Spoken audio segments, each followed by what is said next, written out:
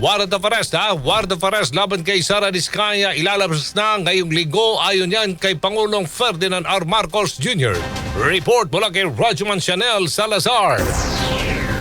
Inaasahang mailalabas na ngayong linggo ang warrant of arrest laban sa kontratistang si Sara Diskaya na sangkot sa Ghost Flood Control Project sa Davao Occidental. Ayon kay Pangulong Ferdinand Marcos Jr., malapit na ang aktual na pag-aresto kay Diskaya kasabay ng 8 DPWH officials sa Davao Occidental na nagpahayag ng kahandaang sumuko sa National Bureau of Investigation. Giit ng Pangulo, tuloy-tuloy ang investigasyon at pananagutan ng lahat ng sangkot sa pagnanakaw sa pera ng bayan. Tinitiyak din niya na maibabalik sa taong bayan ang bawat pisong inabuso at kinurakot ng mga tiwali. Meron ding 8 taga-DPWH sa Davao Occidental na nagpadala na ng sulat na sila ay magsusurrender sa NBI dahil sa hinaharap nilang mga kaso. Inaasahan na rin nating lalabas ang warrant of arrest na ni Sara Diskaya itong linggong ito at hindi na rin magtatagal ang pag-aresto sa kanya. Magpapatuloy ang investigasyon, magpapatuloy ang pagpapanagot at titiyakin ng pamahalaan na ang pera ng bayan ay maibabalik sa taong bayan.